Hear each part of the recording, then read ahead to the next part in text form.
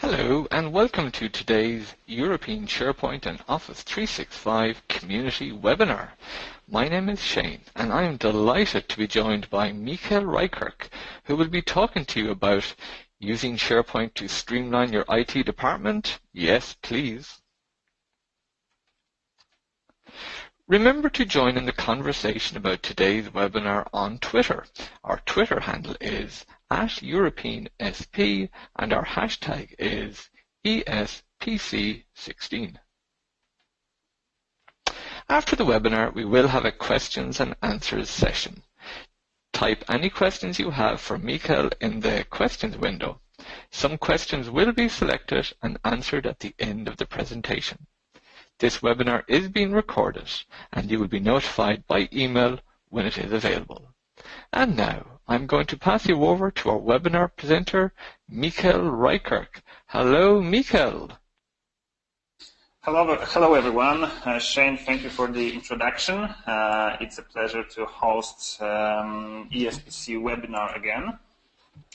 So today what I want to talk about is not how to use SharePoint to make your whole organization better.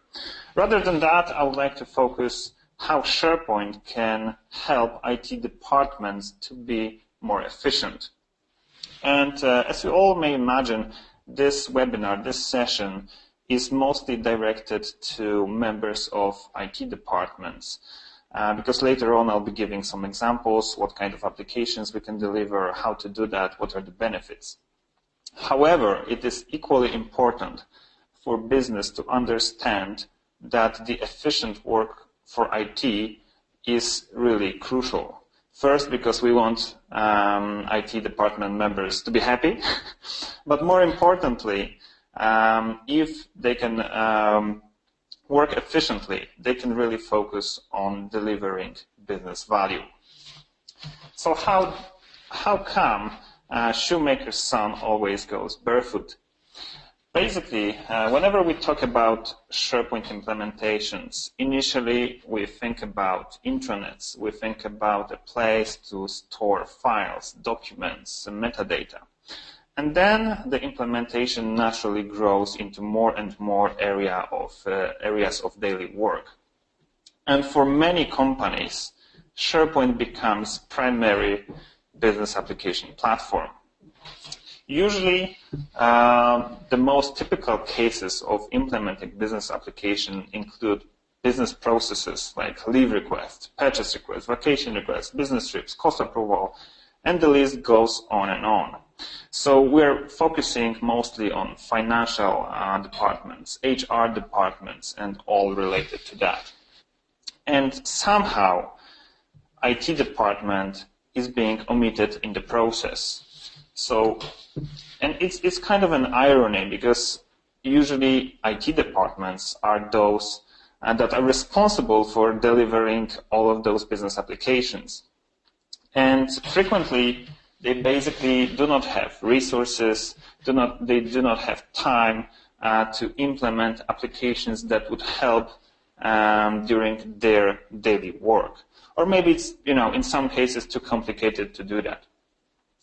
So, as I mentioned today, I have 5 ideas for you of the applications that could streamline IT department work.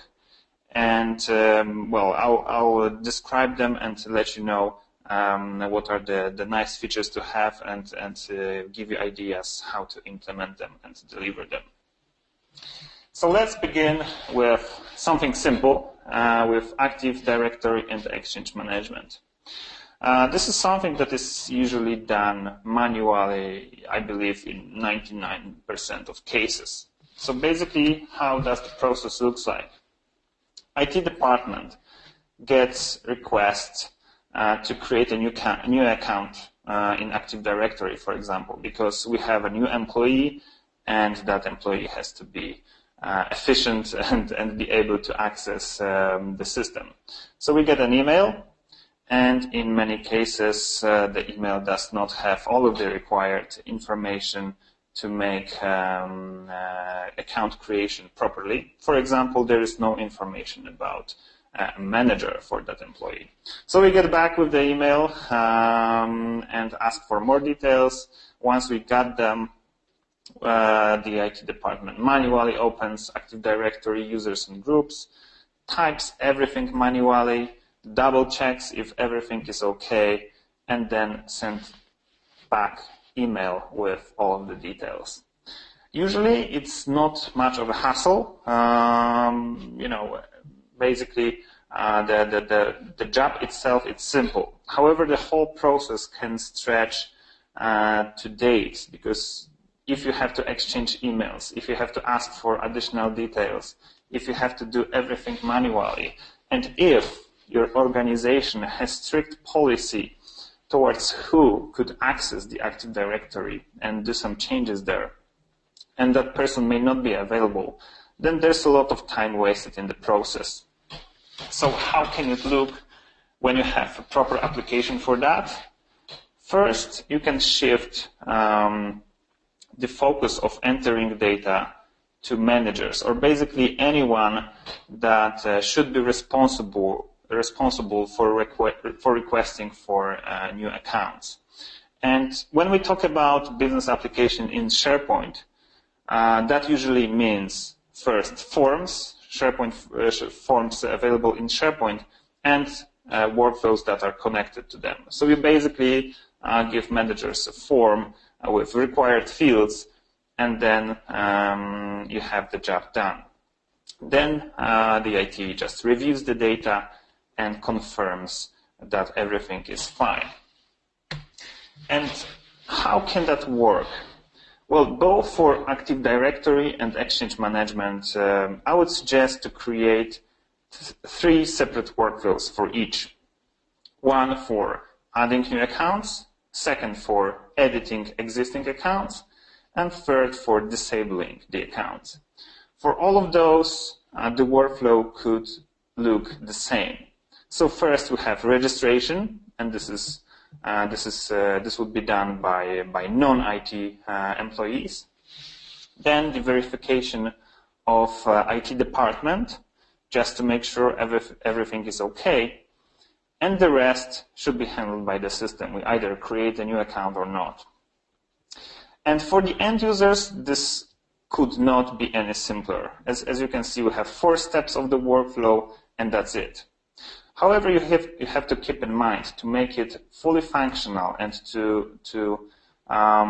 for that application to make sense, there should be quite a number of things going on in the background. The first one I already indicated is the validation of completeness of data. You have to be able to check if all of the information has been entered. Otherwise, it does not make sense to give the form to non-IT employees. Secondly, it would be nice to have consistent policy towards account naming. So, for example, when we talk about Active Directory again, then the login should consist of domain name, \, and let's say first letter of the first name, dot, and the full last name. This also could be done and enforced by the system and by the application. Then, of course, a standard action to send an email notification for IT department. Hey, here's the request for your review. Do something with it. And then, after the verification, the application also should be able to check if there are duplicates of logins in Active Directory. If there are, then the IT department should change the login to something else that would also be consistent with the policy. And at the end, the application should automatically create an account based on the information included into the form, and of course notify the person who requested for a new account that, hey, this account has been created, here are the details, and have fun with it. Okay, what are the benefits of that kind of application? First, you have all of the data you need in a single place. As I said, we have the form, the form fields are required, so there's no way to bypass this procedure. Then we can reduce the amount of work on IT side to a bare minimum, to just reviewing the form without a need to manually tinker with Active Directory or with Exchange. And of course, we can have automatic notifications. So again, we are reducing amount of manually typed emails to 0. And last but not least, potentially all of the work can be moved out of IT department. So basically, I can imagine that HR is fully responsible for creating new accounts. As you can see, you have the form, you just approve, and it's done in the background. And in terms of application for Active Directory and Exchange management, we can also add some additional features to improve user experience and to improve whole application. First, we can create logins based on company policy automatically. So as you can see in the form here, I have a user account for John Bravo, and this login can be created automatically without an interference of user. Then along the way, while we create accounts, we can add people, new employees, to proper distribution groups, because why not? It's again one additional task to perform. And it also can be handled by proper application. Then we could automatically generate passwords for new employees. This is especially nice if your password policy is very strict, and each time you are thinking, what now? What kind of password do I have to give the user now? And well, this password would be changed anyway. So again, this can be reduced to 0 work, because proper script can do that for you. And then once we have all set up, we can make Active Directory and Exchange management simply a part of onboarding and offboarding process.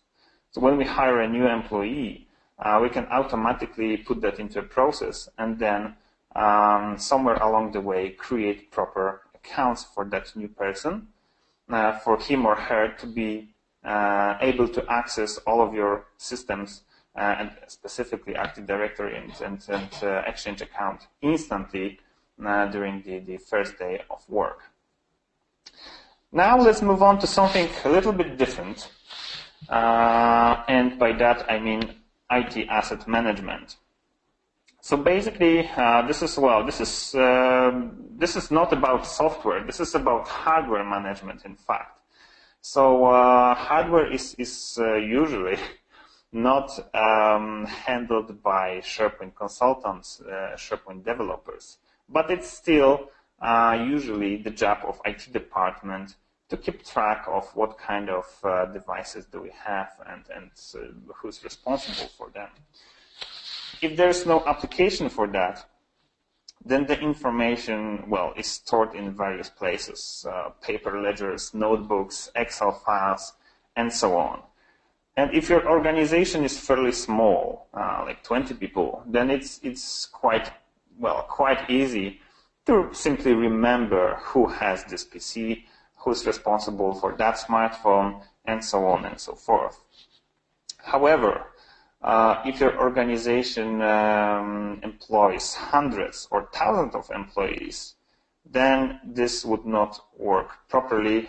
You cannot simply remember everyone and every device.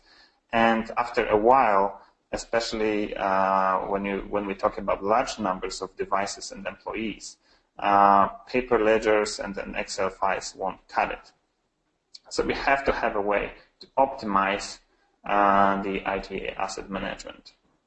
And then, at the end of the day, you also have to have a way to manage paper documents properly.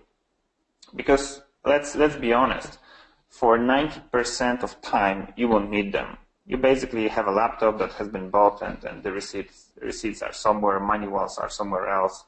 and probably nobody would need that. But when they do, they really need to be able to find that quickly, and the best way is to digitize the documents and have them in a single place. Which brings me to the benefits of IT asset management application. Please remember that we are still in SharePoint, and if you treat SharePoint as your primary platform for documents, for files, for user interactions, for intranet, then also you want to have an application that would be available in SharePoint, through SharePoint, that would have SharePoint-like interface, because it's much easier to use. And also for you, for IT department, it's much easier to maintain since it's already in SharePoint that you deal with anyway.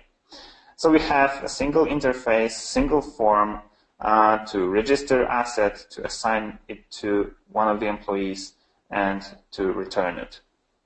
And then, of course, you have digital reports on the status of your assets, and all of the documents can be digitized and put into the application and connected with given assets. So right now, for IT asset management, I would like to show you an example of how it can be delivered. Just keep in mind that you can use whatever the means you want. You can use SharePoint out-of-the-box capabilities. You can use third-party solution. That's up to you. I'll be showing it based on the system that my company offers. But of course, as I said, you're free to choose whatever is suitable for you. So I'm just switching to my environment. And this is the Designer Studio, the application that was used to deliver the IT asset management application. And as you can see, the whole application consists of 3 workflows. The main one is asset lifecycle workflow. This is how I called it. So first, when we buy an asset, I have to register it in the system. So there is some kind of information that, yes, we own a new PC, for example.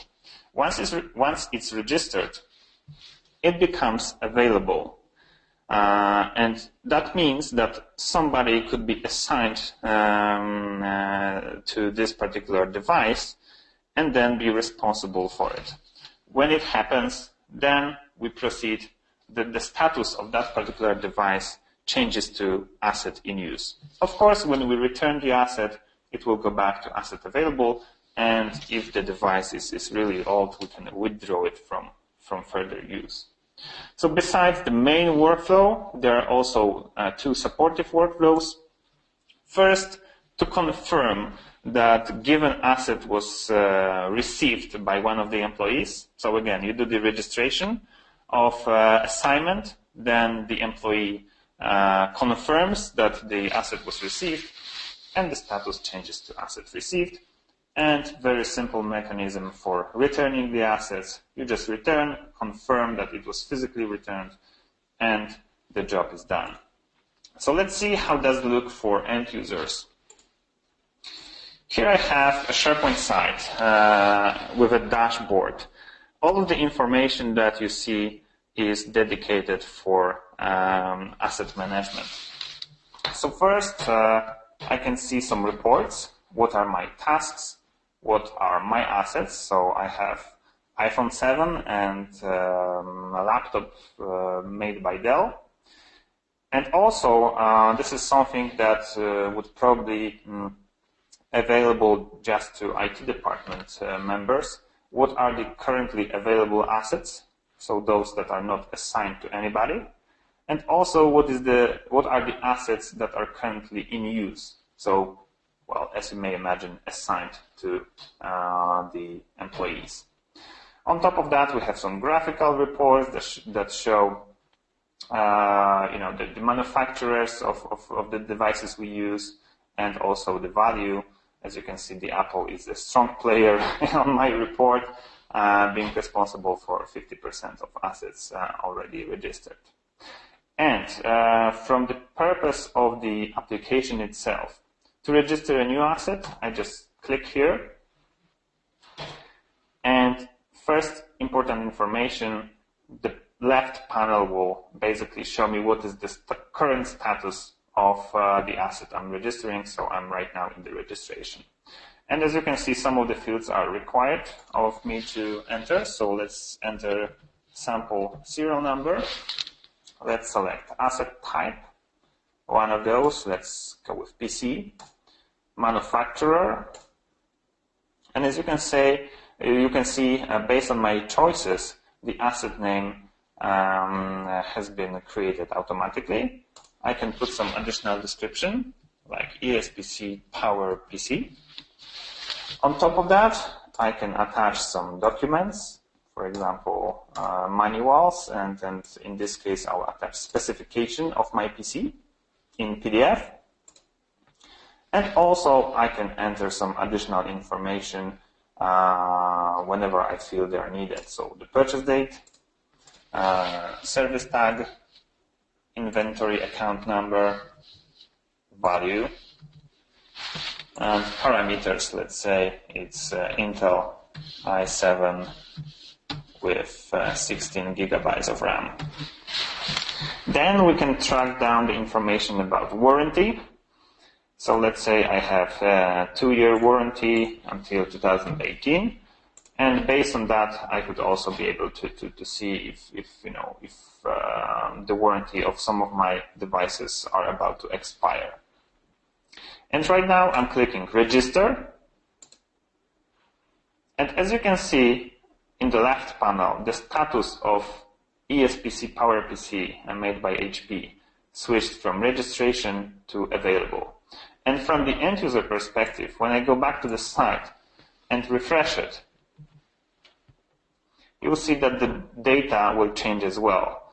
Right now we have more of HP devices, and also on the list of available assets, my ESPC Power PC also appeared.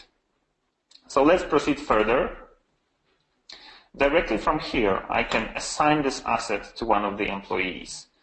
And that results in triggering the second workflow I've shown you, the receipt confirmation. So as you can see, we're in asset assignment registration step, where I can select one of the employees. For the purpose of today's webinar, I will be, having all of the tasks assigned to myself, and then assign the asset. Before it's assigned, the employee that has this PC pre-assigned to himself has to confirm it. And again, when I go back to my dashboard and refresh it, you will see that on the list of my task, a new task appeared to confirm that I physically received my new PC. So let's do that. I'll just state that it will be stored in the consulting department.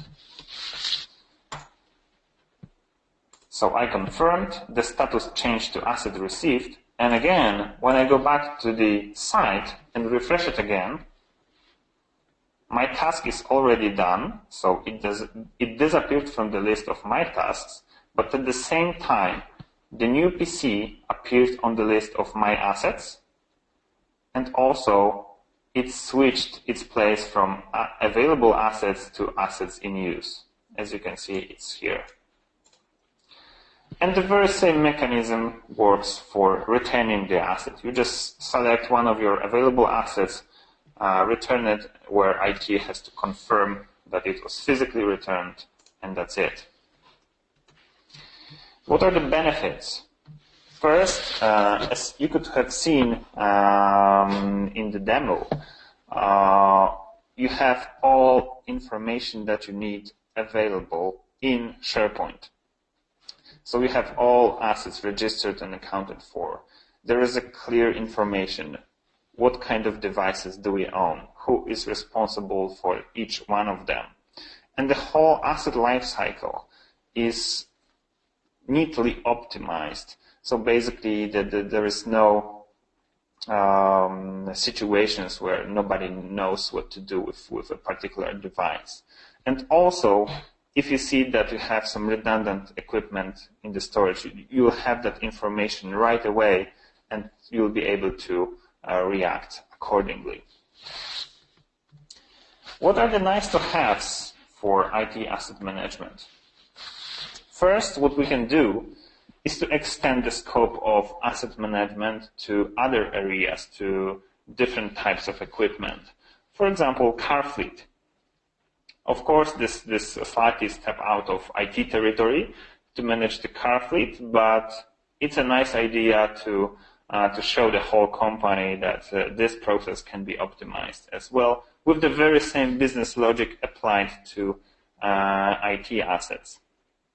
Then, when you consider a situation when you have to buy 10 monitors, the same ones, the same type, the same manufacturer, and so on, you can apply a feature to clone them, basically to reduce amount of manual typing and have that information copied, with only exception to make entry of individual numbers manually, like a serial number, because that has to be done manually in this case. And last but not least, you can make IT asset management application part of onboarding and offboarding. So except being able to set up Exchange accounts, Active Directory accounts, you can also assign particular devices to new employees, and also have a clear information that the equipment was returned when the employee left the organization.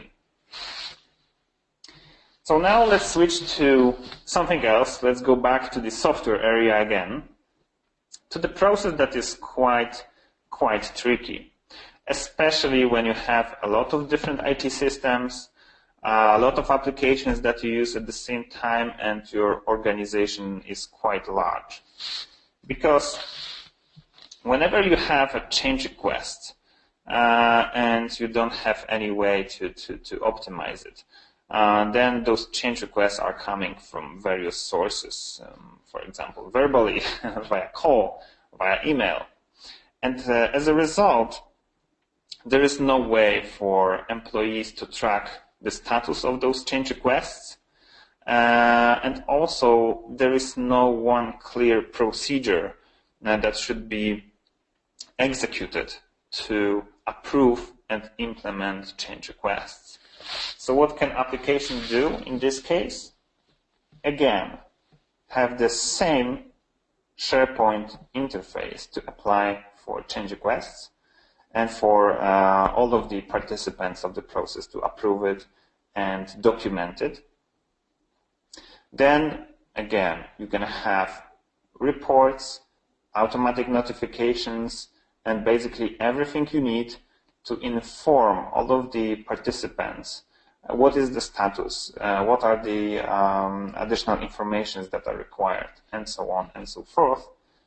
And then you have a clear procedure of how to deal with change requests in any case.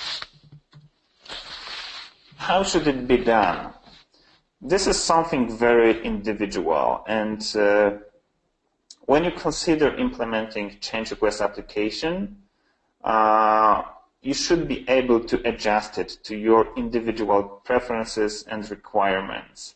So the diagram you see here is just my idea of how it could work. So in my case, we have the registration of the change request, which goes to the IT verification. And in this step, IT has to decide, first, if this change request makes sense. Second, if it's feasible. And third, if it is, how much work would it take to implement it? And in this case, we can consider two scenarios. First, where every single change request is handled by internal IT department, and I would say this is a simpler case. And second, where some of the change requests are handled by external vendor. So we have to be prepared for that if that case also relates to how your organization works. Anyway, coming back to the business logic of my application. Once IT verified the request, somebody has to approve budget for it. If it happens, then we proceed to work in progress, where either internal IT department or external vendor do the job. Once it's done, we move on to user acceptance tests.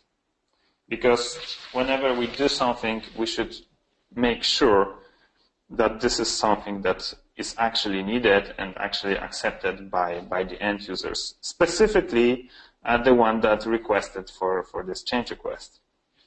Once it's done, we move on to the phase of production implementation, and then we can close the change request. As you can see, the process itself is pretty transparent, and all of the names of the steps would be basically visible on the reports as statuses of particular change requests. And what are the benefits? First, all of the data is again in SharePoint. You can track down what are the change requests, how many of them relate to your IT systems, and also what is very important, how much do you spend on implementing change requests? Because it may occur that after a while and after multiple change requests towards one of the systems, it might be worthwhile to either redesign it or replace it with something else, something more efficient, something that would require less attention.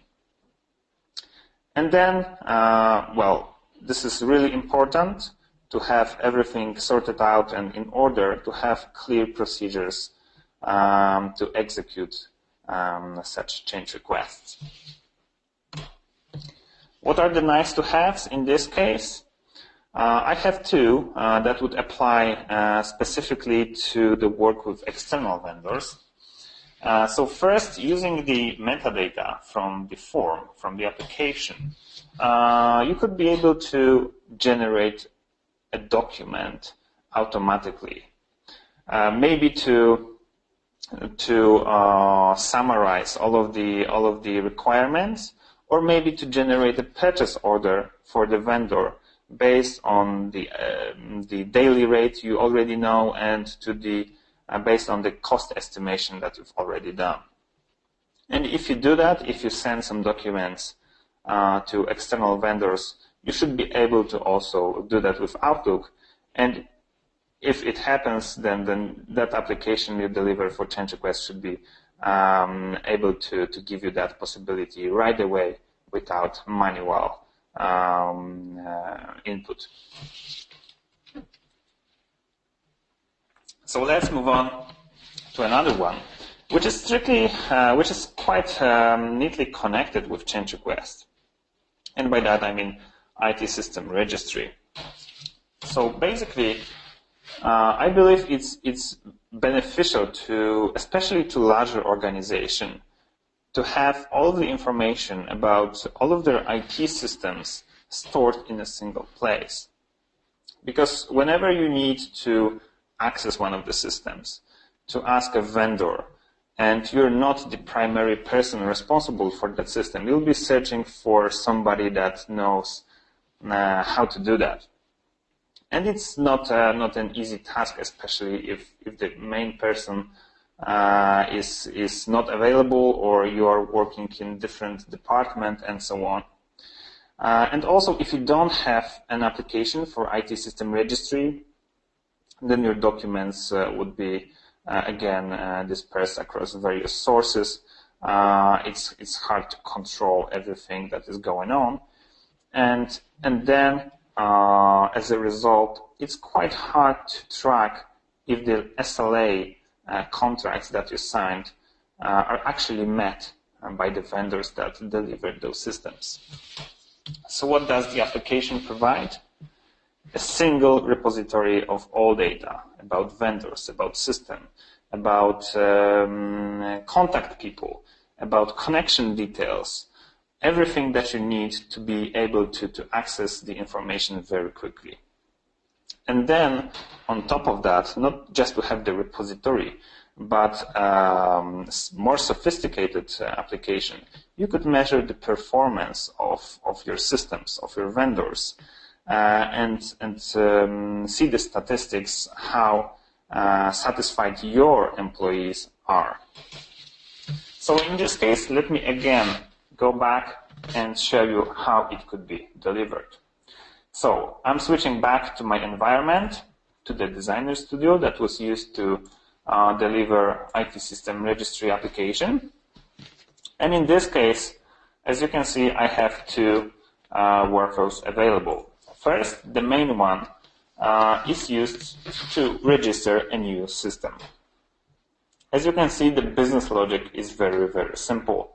You have the registration when you have to fill out all of the data. Then we move on to the status that a particular system is currently in use. And in some cases, it may be withdrawn from use, which basically changes its status to out of use.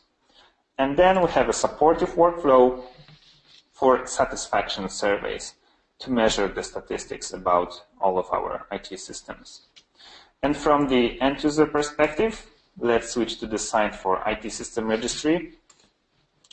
As you can see, again, I have a report about all of my tasks, about all of the IT systems that are already registered, including the information who's the primary person responsible for that, about pending evaluations, and also very nice graphical reports about what is the current satisfaction level for all of the systems that we own, and also what is the number of critical errors submitted per each system this month.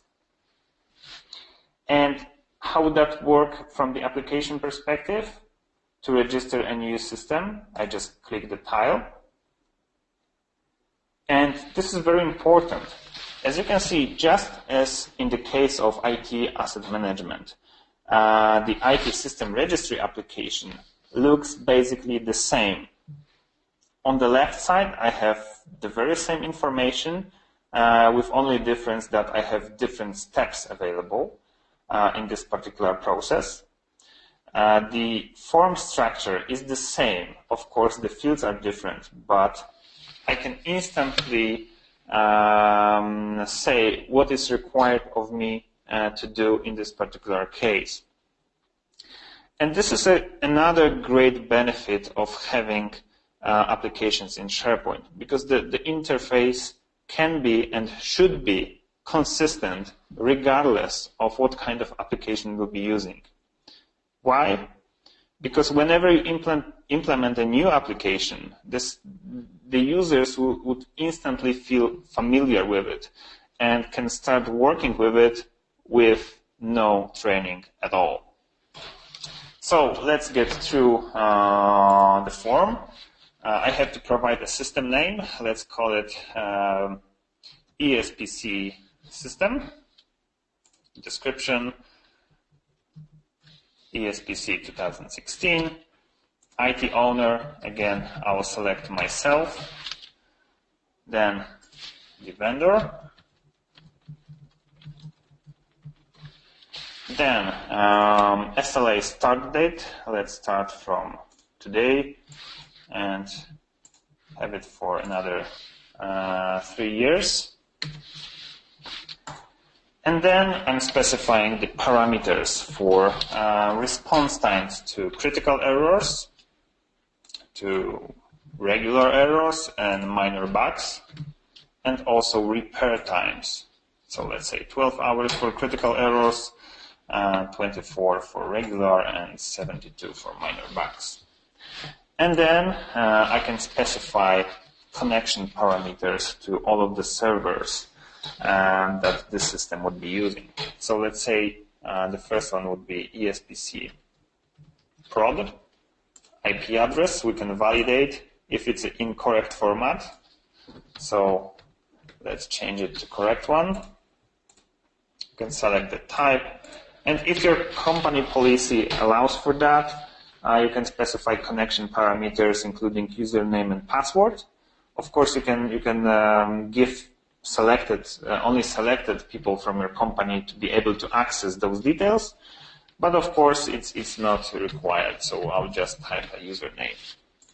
What is nice about it, I usually want to have a test server as well. So I'll quickly change the metadata, and that's it. And then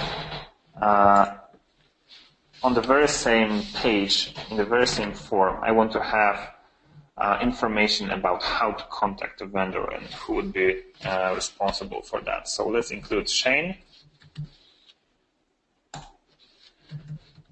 I'll just write a quick email. Maybe it's probably not the correct one, but just to save some time. Let's say that Shane is a consultant. So whenever something happens with this system, I could contact him through this data. And of course, again, to this particular process, I could attach a documentation as well, whether that's PDF, some scans or whatever. Everything is there. So all that's left to do is to register the system. And let's see how does it affect the end user experience and the dashboards. So basically, in the IT system reports, my ESPC system already appeared, and I'm listed as IT owner. And as I said, having this repository of data is one thing, because it is easily accessible, especially when I'm not available. Then I can ask somebody else to deal with it, and that person would simply see this form and would be able to proceed. But also, I previously mentioned measuring statistics. So let's launch the second workflow, the supportive one, and register a new survey. As you can see, it appeared here, and I have to fill it out. It's assigned to IT owner by default, and it's a satisfaction survey workflow. It's about ESP system, and I can grade my overall satisfaction, communication with supplier, and supplier skills, and also I can report on number of critical errors that occurred.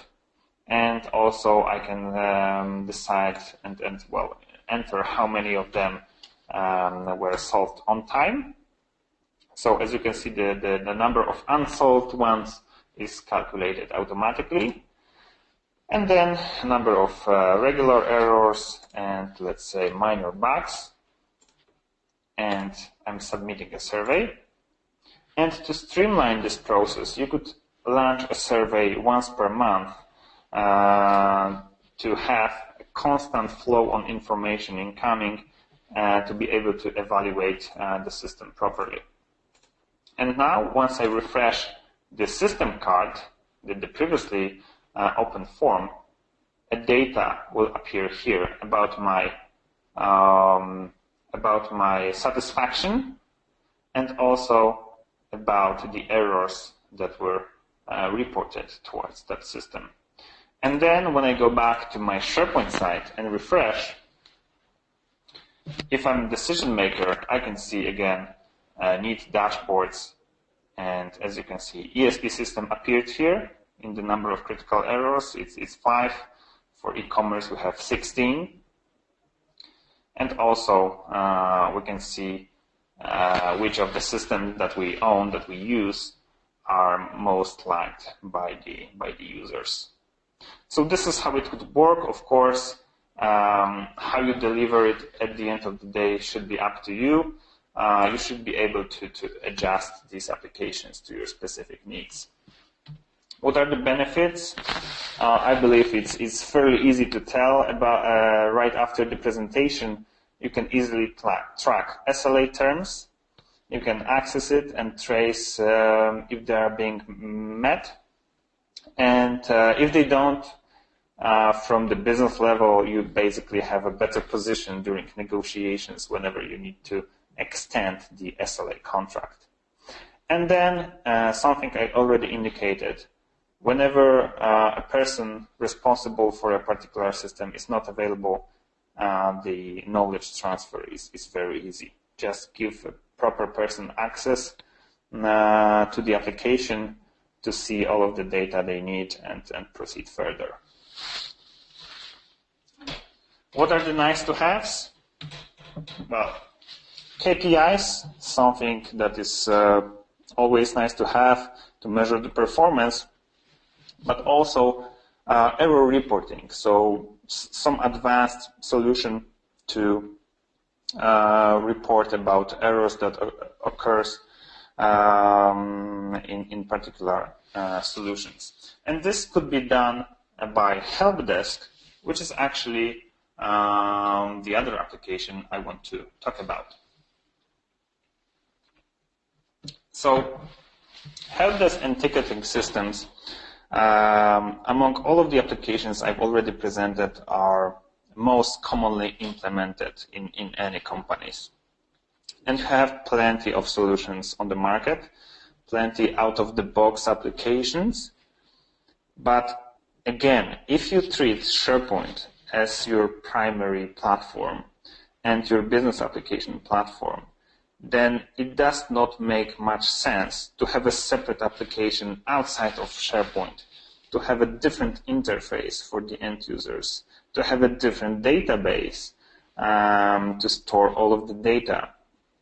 Because in the long run, it creates a mess. It creates additional work, both for IT departments to manage everything, maintain everything, and also for the end users to learn another new interface, another new application that works differently than the other ones. So that's why it's really worthwhile to have that on top of SharePoint. So it is a very similar case to change requests. When you have help desk and ticket, if you don't have a help desk and ticketing system, you have to deal with multiple communication channels. And as a result, it's very hard to track what is really going on. You have to do everything manually, respond to emails, people disturbing you on daily basis, what is going on with my request, it hasn't been handled yet, and so on. And then you have to manually prioritize and direct tasks to your employees. With a proper application, you have a single mean of communication to handle all of the help desk and requests. And again, you can easily inform employees what is going on, what is the status of their tickets, and if somebody and who is responsible for dealing with them. And again, how it should work, it's really up to you. The application should be adjusted to your specific needs. Here is just my idea of how it can be done. So basically, employee can register a ticket. Of course, they would be required to fill out all necessary information. Then it goes to IT review, again, to see if maybe this ticket was this case was already solved, or maybe the answer is in the manual. But if there is no other way to solve it, then we proceed further. So we have to assign the ticket to somebody, and when that person decides that okay, this is the time when when I should start working on it, the status changes to work in progress. Of course, along the way, we can consult with the author of the particular ticket to get some more information, to get a background, what is going on, and so on and so forth. Once we deliver the solution, the ticket goes to user verification, again to the author of the ticket, to confirm that the problem was solved. Or maybe not, maybe it requires some additional attention. If it's solved, then we close the ticket, and that's the end of it. What are the benefits? Every piece of information that was exchanged during the process of solving a particular ticket. So logs, screenshot, descriptions, any other crucial information about access, for example, is stored in a single place. So it's very easy also to backtrack to some of the old tickets and draw some conclusions. So when you have some application and there's plenty of help desk requests about it, maybe the user experience is bad and the application should be changed or maybe replaced with something else. Then, once you have the application for help desk, you're able to assign tasks in optimal way, because you will always be able to see what is the current workload and what is the amount of tasks assigned to all of the employees. And at the end of the day, you can track the time spent on each ticket each month and see what is the biggest problem in your organization that needs to be corrected. What are the nice to haves? Well, first, you could think about a mechanism to assign tasks automatically and dynamically based on workload. So when we decide that this ticket should be solved, then the application should be able to see that John has 4 tasks, Mike has 2, so let's give a new task to Mike because he has the least amount of tickets currently assigned. Then, since business users always work with mobile, with Outlook, they should be able to apply for help to open a ticket directly through those means of communication. Because otherwise they'll be calling you, emailing you, and we want to avoid that. So it's better to give them something that they use on a daily basis to still have every bit of information in the same application. And also, the last thing, you can measure the satisfaction of end users at the end of the help desk tickets solving process. So basically, just give them a quick survey to say, how satisfied they are with your performance, and see, who's performing the best, who's performing the worst, and see potential areas of improvement. So those are the 5, or basically 6 applications that you could deliver to optimize your IT work. And the very important thing is that you have to look at the big picture. So among these applications, we can divide them into 3 categories. A resource application, so basically the application that provides data. A communication applications, so this is where human interactions are in effect. And also task applications. So first we have the IT system registry and IT assets, which basically provide information and store information. Then we can apply applications that would be responsible for communication, like help desk and change requests, and also potentially onboarding and offboarding. And also we can have smaller applications, smaller workflows for example, Exchange management, Active Directory management, and so on and so forth.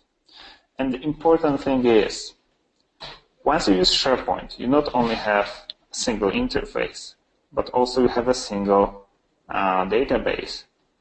So these applications should use that data to reduce amount of manual input.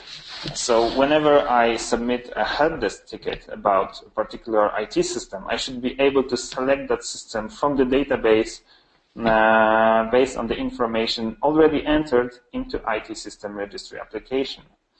If I'm doing onboarding, I should be able to create accounts and assign devices, assign equipment to new employees, and so on and so forth. So just keep in mind that you don't want to have lone islands in your organization, in your IT department. You want everything to be connected because it's basically easier to maintain, easier to manage, and basically it makes users happy because they don't have to enter everything manually. Okay, so the last thing, I've described the applications. I've shown you how they can be delivered, how they can work, what are the benefits. But if you still don't have time, if you work in IT and you still don't have time to deliver them, then it's for nothing. So if that's the case, I have a solution. Basically, feel free to visit a website called starter.webcom.com, where you can download our platform and 6 ready-to-use applications directly from there. The preparation time needed to make them work is about 1.5 hours, maybe 2 hours, and then you can start using them immediately. And I hope you will enjoy that. I hope you'll find them helpful. And well, I really believe that optimization of work of IT departments is something important and something that should be done in SharePoint. So thank you very much. Thank you for listening. Thank you for watching. And if there are any questions, I'll be happy to answer. Thank you, Mikael, for a great presentation. Yes, we do have some questions. The first one here is, how long does it take to implement these applications? Okay, so basically, it depends on what kind of tools you're using, if it's SharePoint out-of-the-box features or any third-party tool. I cannot, promise you that it will take you a certain amount of time. What I can tell you is how much did it take us to deliver those applications, and on average is 1 day, 1.5 days per each application. So I think that's not that much. Great. Can other applications be delivered on the platform you mentioned? Yes, definitely.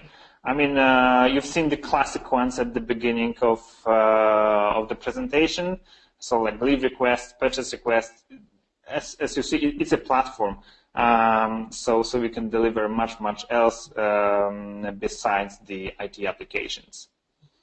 Great. And can we change the application to individual preferences?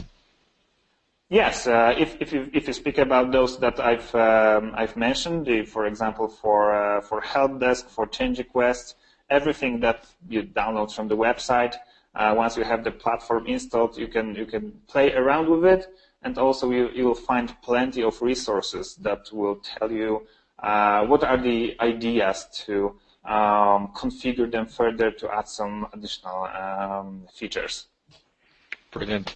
Mikael, thank you so much for your time today. Really looking forward to meeting you in Vienna in 10 days' time. What are you looking forward to most? Wow. The ESPC always has this great vibe.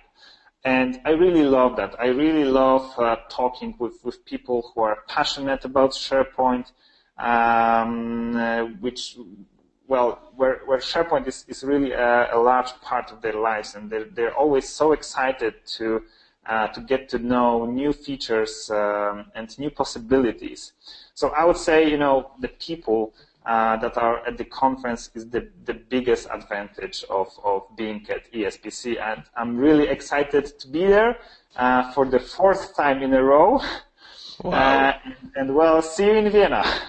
Yeah, brilliant. Thank you, Mikhail. Thank you so much. For everybody else, this presentation will be available online. I will be sending you an email to notify you in the next couple of hours. Okay, so for more top quality training from the world's best speakers, as Mikhail pointed out, look no further than Vienna for the European SharePoint Conference. See SharePointEurope.com. Tickets are still available. We're only 10 days away from ESPC 16. You have to be there. Okay, so that's it for now. Join us again for our next webinar on Tuesday, November 8th, 2016 for New Imperatives for Mobility, Content and Governance in the Enterprise. Thank you, everybody. We'll see you in Vienna.